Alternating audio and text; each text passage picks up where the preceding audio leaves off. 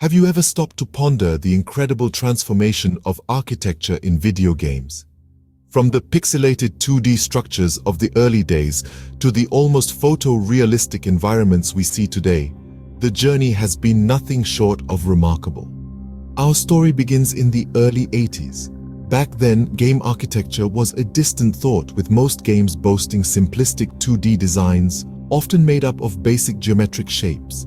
Games like Pong and Space Invaders were the norm, where the focus was more on gameplay than the environment. As we moved into the late 80s and early 90s, we saw the advent of 3D gaming. This was a game changer. Games like Doom and Wolfenstein 3D introduced gamers to a whole new world of possibilities. They were no longer confined to a 2D plane, but could now explore complex multidimensional environments. The mid-90s to the early 2000s saw a massive leap in the quality of game architecture. The advent of polygonal 3D graphics allowed for more detailed and realistic structures.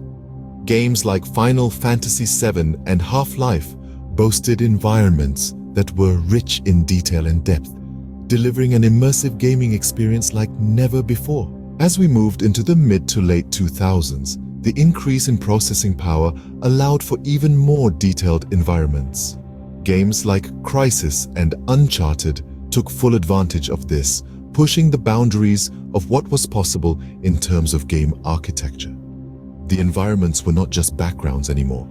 They were integral parts of the gameplay. Now, in the 2020s, we are witnessing a new revolution in game architecture. With the advent of technologies like ray tracing and virtual reality, games are able to deliver incredibly realistic environments. Games like Red Dead Redemption 2 and Cyberpunk 2077 are perfect examples of this, showcasing stunningly realistic architectures that are almost indistinguishable from real life. So, what does the future hold for architecture in gaming? Well, as technology continues to advance, we can expect to see even more realistic environments. We may even see a move towards fully interactive environments, where every single object can be interacted with. Imagine a game where you can not only explore a city, but also enter every building, interact with every object, and truly immerse yourself in the environment. In conclusion, the evolution of architecture in gaming has been a fascinating journey, from the simplistic 2D designs of the early days to the incredibly realistic environments we see today. And with the pace of technological advancement showing no signs of slowing down, the future of game architecture looks incredibly exciting. As we move forward, one thing is for certain: the architecture in gaming will continue to evolve, pushing the boundaries of what is possible and delivering ever more immersive and realistic gaming experiences. So, the next time you're exploring a city in a game, take a moment to appreciate the incredible detail and realism of the environment.